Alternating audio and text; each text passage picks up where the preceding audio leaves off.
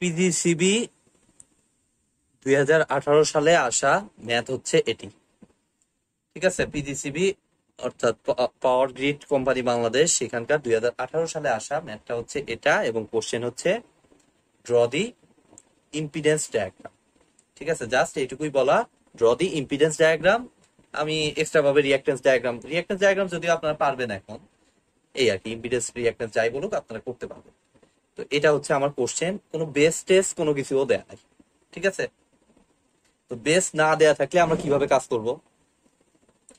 তো বেস না দেয়া থাকলে অ্যাকচুয়ালি আপনারা এই যে এখানে যতগুলো ভ্যালু আছে 100, 200 কেভিএ, 200 কেভিএ, যেটা খুশি বেস ধরতে পারেন। তবে আমি সাজেস্ট করবো একদম জেনারেটরটা প্রথমে যেটা দেয়া থাকবে। ট্রান্সফরমারের দিকে যাবো না আমরা, কারণ ট্রান্সফরমারের যে ভোল্টেজের চেঞ্জ কেমন একটা ঝামেলা লাগতেছে, কোনো দরকার নাই। আমি ট্রান্সফরমারের দিকে না যায়, আমি নর্মালি জেনারেটর সাইড থেকে কাজ করবো, যেটাতে অ্যাকচুয়াল একটা ভ্যালু থাকবে। ঠিক আছে, অর্থাৎ বেস ভ্যালু ধরবো হচ্ছে 11 কিলো ভোল্ট, এবং এস বেস ধরবো হচ্ছে 100 মেগাভোল্ট অ্যাম্পিয়ার। অর্থাৎ এটা আমি এক সাইডে দেখেন আমি লিখে রাখলাম, আমাদের আইডিয়াল বেস ভ্যালু হচ্ছে, এস বেস হচ্ছে আমাদের কত, 100 মেগাভোল্ট অ্যাম্পিয়ার, এবং ভি বেস হচ্ছে আমাদের কত, 11 কিলো ভোল্ট। এখন আমি ক্যালকুলেশন শুরু করব, আগে যেভাবে কাজ করছি অনেকটাই সেম। আমি দেখেন ধাপে ধাপে শুরু করতেছি, আমি জেনারেটর থেকে শুরু করতেছি। জেনারেটরের জন্য আমাদের কি হচ্ছে, ভোল্ট ভ্যালু তো 8% দেয়াই আছে, তাহলে X G per unit, sorry per unit তো না, new is equal to X G old. Old হচ্ছে আমাদের 8%, that means 0.08 into S base new উপরে। তো নিউ বেস হচ্ছে আমাদের 100 ধরতে হবে, এবং এটার রেটিংও হচ্ছে আমাদের 100, অর্থাৎ ওল্ড হচ্ছে আমাদের 100, আর হচ্ছে ভি বেস ওল্ড হচ্ছে আমাদের কত, 11, নিচেও তাই 11/11, এর উপর স্কয়ার করলে আলটিমেটলি সেম ভ্যালু। যেহেতু এটাকেই আমরা বেস ধরে নিছি, আলটিমেটলি সেম ভ্যালু হবে 0.08 পার ইউনিট। জেনারেটরের কাজ শেষ। এবার ট্রান্সফরমার আমার এখানে, এটা ট্রান্সফরমার 1, এটা ট্রান্সফরমার 2। তাই ট্রান্সফরমার 1 এ কি ঘটনা ঘটবে, xt1 new is equal two xt1 old. Value হচ্ছে আমার কত, 15%, that means 0.15 into S base new. New হচ্ছে আমাদের কত, আমাদের ধরতে বলছে অবশ্যই 100 মেগাভোল্ট অ্যাম্পিয়ার, কিন্তু এখানে আছে 200 কিলো ভোল্ট অ্যাম্পিয়ার। ঠিক আছে, অর্থাৎ ইউনিটের হেরফের আছে। দ্যাট মিন্স এটা ধরেন যে আমি 200 ইন্টু 1000 দিয়ে গুণ করলাম, আর এটা 10⁶। ঠিক আছে, ইউনিটের যেহেতু হেরফের আছে আমি ইয়ে করে ফেললাম। আর ভোল্টেজের ক্ষেত্রে কিন্তু বলছি, আমি বারবার বলতেছি যে ভোল্টেজের ক্ষেত্রে আপনারা 11 কিলো ভোল্টকে বেস ধরা, এবং 11 আর 132-এর মধ্যে সেক্ষেত্রে কিন্তু 11ই অ্যাকসেপ্ট করতে হবে, 132 কিন্তু ইউজ করা যাবে না। অর্থাৎ এখানে 11/11 এর উপর হোল স্কোয়ার, আর এর সাইডে কত, এটা যদি এখন হিসাব করে ফেলি আমাদের ভ্যালুটা আসতেছে, দেখেন 100 ইন্টু 10⁻³ ডিভাইডেড বাই 200 ইন্টু 0.15, যে 75 পার ইউনিট। পার ইউনিট হিসেবে অনেক হাই ভ্যালুটা, সাধারণত 1-এর নিচে থাকে। আমাদের এটা হয়ে গেল, T1 গেল। এবার আমি T2টা বের করে ফেলি।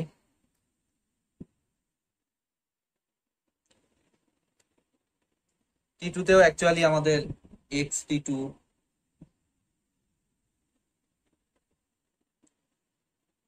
ওল্ড ভ্যালু হচ্ছে আমার কত, 0.15 into S base new. S base new হচ্ছে আমাদের 100 মেগাভোল্ট অ্যাম্পিয়ার, আর ওই সাইডে আছে 200 কিলো ভোল্ট অ্যাম্পিয়ার। সরি, আমার এইটা অ্যাকচুয়ালি দেওয়া ছিল মেগাভোল্ট অ্যাম্পিয়ারে, এই সাইডেরটা মেগাভোল্ট অ্যাম্পিয়ার, আমার একটু প্রিন্টিং মিস্টেক হয়েছে, এটা মেগাভোল্ট অ্যাম্পিয়ারে। তাহলে এটা তো কত আসতেছে, 100/200 ইন্টু ভোল্টেজটা আমাদের কত, আলটিমেটলি 132 থেকে 11-তে কনভার্ট হয়ে যাচ্ছে, দ্যাট মিনস 11/11। বা এটা চাইলে কিন্তু আপনারা চাইলে 132 হিসেবেও লিখতে পারেন। 132 ধরলে কিন্তু এটা আবার 132ই হবে। এটা হয়তো গত 2 ক্লাসে আমি হয়তো বলি নাই, তো আপনারা এই জিনিসটা খেয়াল করুন। প্রাইমারি বা সেকেন্ডারি যেটাই ধরেন আলটিমেট ইয়াটা সেম থাকবে। ঠিক আছে, তো এটা থেকে আমি যদি এখন হিসাব করি, আর এখানে এগুলো কনভার্ট করি না কারণ দুইটাই মেগাভোল্ট অ্যাম্পিয়ারে আছে। ঠিক আছে, তো 0.15 2 দিলেই হচ্ছে 0.075 পার ইউনিট।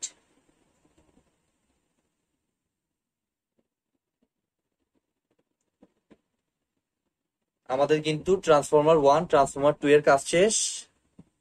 এখন এটা দেখে আপনারা কি বুঝতেছেন? 80 ওহম 150 কিলোমিটার মানেটা কি? অ্যাকচুয়ালি এটার মানে হলো 80 ওহম রেজিস্টর দেয়া আছে এবং ওই লাইনটা 150 কিলোমিটার লম্বা। ঠিক আছে, তো আলটিমেটলি তো পুরাটুকু রেজিস্ট্যান্স দেয়াই আছে আমার। রেজিস্ট্যান্সটা সরি ইন্ডাকটেন্স, সবসময় ট্রান্সমিশন লাইনে হবে হচ্ছে ইন্ডাকটেন্স। ঠিক আছে, তো ইন্ডাকটেন্স দেয়াই আছে আমার 80 ওহম। সো আমার 150 কিলোমিটার আসলে ইউজলেস একটা জিনিস। ঠিক আছে, তো এখন আমি দেখেন এগুলো আমার আর লাগতেছে না, আমি লাইনেরটা হিসাব করি। জেনারেটর ট্রান্সফরমারের কাজ শেষ, মুছে দিচ্ছি আমি।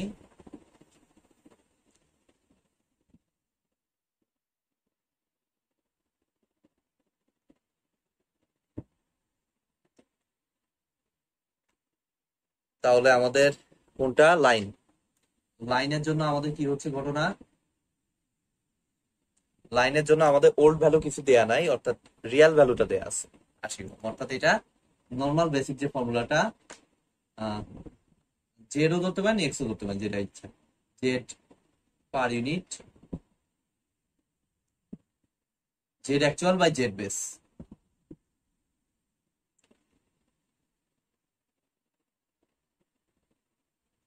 তো জেড অ্যাকচুয়াল তো আমাদের দিয়েই দিছে 80 ওহম, উপরেরটা বলেন বা নিচেরটা বলেন দুইটাই একই হবে। ঠিক আছে, সো আমি একসাথে কম্বাইনলি লিখতেছি 80 ডিভাইডেড বাই জেড বেস। তো জেড বেসের জন্য অবশ্যই ইউজ হবে ভি বেসের উপর square divided by S base. তাহলে আমাদের আলটিমেটলি আসতেছে 80 ডিভাইডেড বাই ভি বেসের উপর স্কোয়ার। এখন এখানে বুঝতে হবে ভি বেসটা কত হবে। দেখেন এটা আছে হলো দুই ট্রান্সফরমারের মাঝখানে, তো এই ট্রান্সফরমার 11 থেকে 132-এ কনভার্ট করে দিচ্ছে, এটা 132 থেকে 11-তে। আলটিমেটলি ট্রান্সমিশন লাইনটা পাচ্ছে হলো 132 কিলোভোল্ট বেস ভ্যালু। ঠিক আছে, অর্থাৎ বেস ভ্যালুটা চেঞ্জ হয়ে এখানে হবে 132, যেটা আমি গত 2 ক্লাসেও আলোচনা করেছি। একটু দেখে নিবেন যদি সমস্যা থেকে থাকে। 132-এর উপর square divided by S base কত আমাদের? এস বেস তো ধরছি আমাদের 100, এটা একবারে করতেছি আমি। তো 132-এর উপর স্কোয়ার ডিভাইডেড বাই 100 ধরি, এখন হিসাব করে ফেলি। আমাদের 80 ইন্টু 100 ডিভাইডেড বাই 132-এর উপর স্কোয়ার 0.46। এটা আসতেছে যে, আচ্ছা যে তো লাস্টে লিখলেই হচ্ছে 0.46 পার ইউনিট। ট্রান্সমিশন লাইনের আমি ইয়াটা পেয়ে গেলাম, ইন্ডাকটেন্স এটা।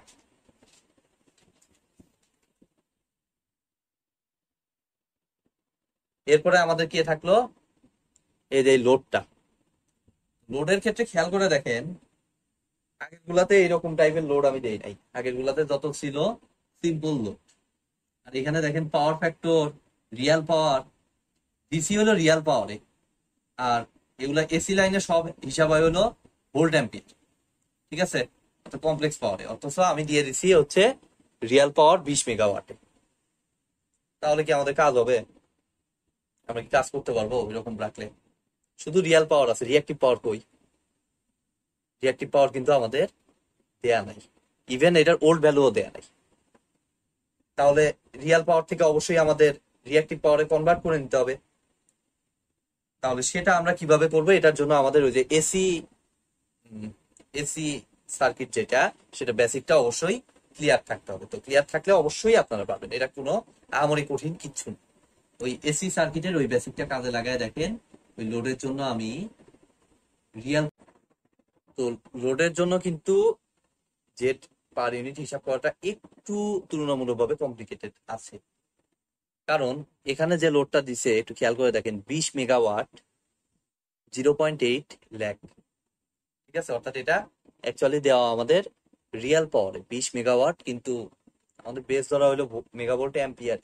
অর্থাৎ এখানে কোনো রিয়েল পাওয়ারে কোনো খাওয়া নাই, আমাদের অ্যাকচুয়ালি হিসাব করতে হবে কমপ্লেক্স পাওয়ারে, এস বেস যেটা, ঠিক আছে, মানে মেগাভোল্ট অ্যাম্পিয়ারে, অ্যাকচুয়ালি মেগাওয়াট থেকে মেগা ভোল্ট অ্যাম্পিয়ারে কনভার্ট করতে হবে। এবং সাথে পাওয়ার ফ্যাক্টরের আরেকটা ঝামেলা, পাওয়ার ফ্যাক্টরের কারণেই অ্যাকচুয়ালি এসটা বের করা সম্ভব।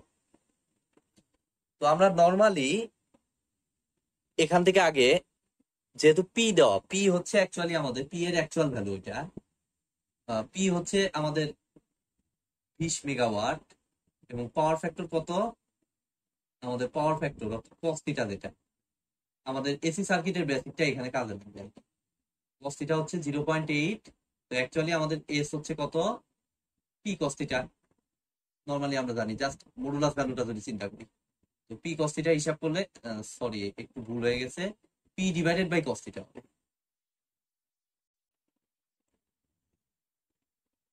P equal to S cos theta.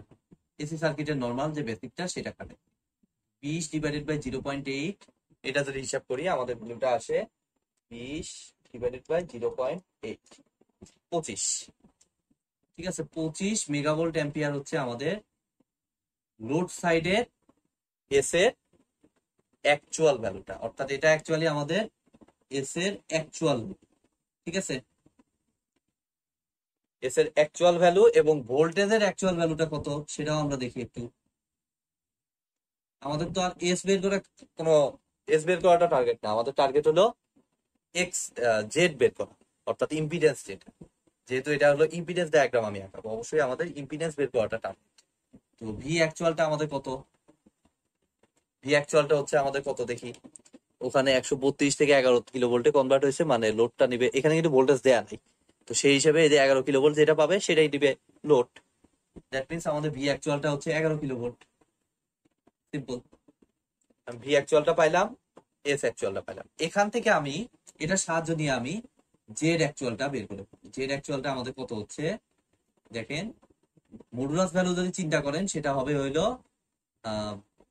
V actual V square divided by S, V actual এর উপর square divided by S actual. আর সাথে কিন্তু রিমাইন্ড রাখবেন, এটা যেহেতু পাওয়ার ফ্যাক্টর দেয়া আছে, পাওয়ার ফ্যাক্টর দেয়া আছে মানে আমার অবশ্যই রেজিস্টিভ ইন্ডাকটিভ দুই টাইপের ইআই থাকে। অর্থাৎ এখানে যে পাওয়ার ফ্যাক্টরটা আছে, অর্থাৎ ল্যাগিং হইলে আমাদের অবশ্যই এটা প্লাস হবে, plus cos inverse 0.8। Just AC সার্কিটের বেসিকটা খাটায় আমি দেখেন জেড অ্যাকচুয়ালের ভ্যালুটা বের করে ফেলতে পারতেছি। তো এখন ভি অ্যাকচুয়ালের উপর স্কোয়ার 11 স্কোয়ার বাই 25, এটা যদি এখন হিসাব করি আমাদের দেখেন ভ্যালুটা বের হয়ে যাওয়ার কথা, angle cos inverse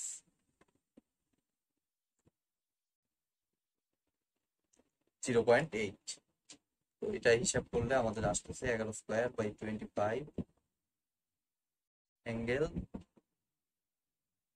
cos inverse 0.8, 3.872 বাংলাজনক একটা মান।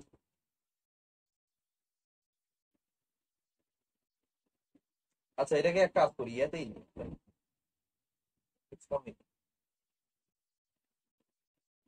4.84,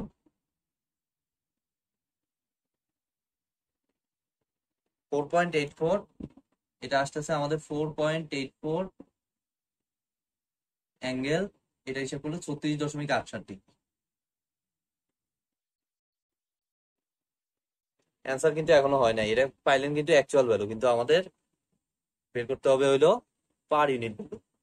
পার ইউনিটের জন্য আবার কি লাগবে, পার ইউনিটের জন্য কিন্তু আবার লাগবে জেড বেস।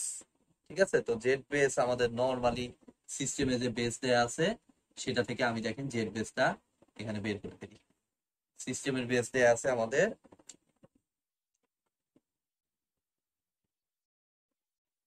সিস্টেমের যে ভি বেস তার উপর square divided by S base.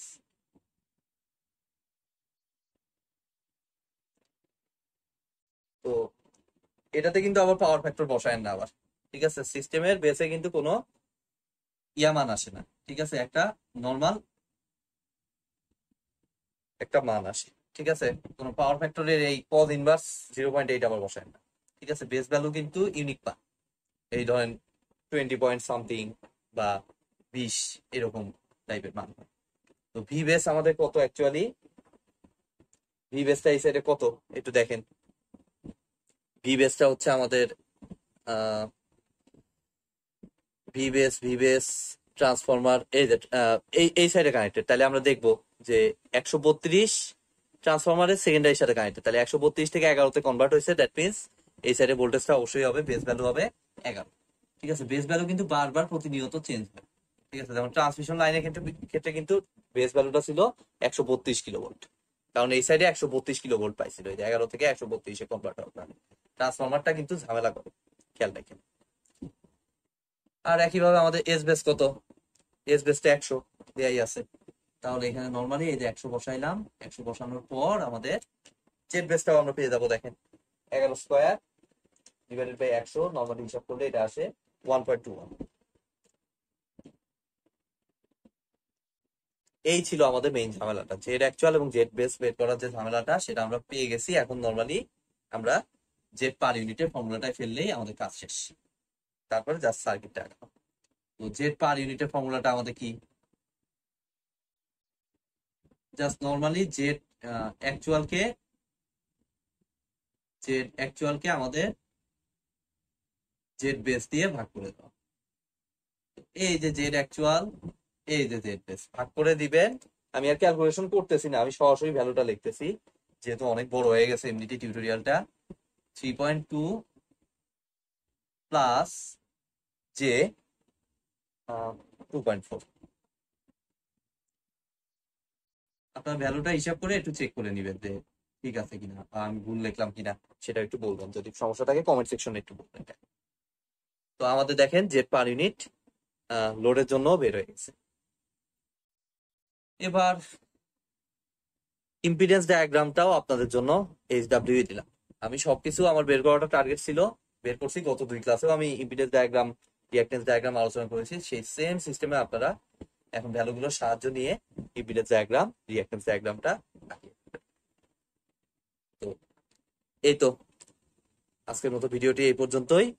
ভিডিওটি যদি ভালো লেগে থাকে অবশ্যই ভিডিওতে একটি লাইক দিবেন, বন্ধুদের সাথে বেশি বেশি শেয়ার করবেন, আর চ্যানেলে নতুন হয়ে থাকলে অবশ্যই চ্যানেলটি সাবস্ক্রাইব করবেন। ধন্যবাদ।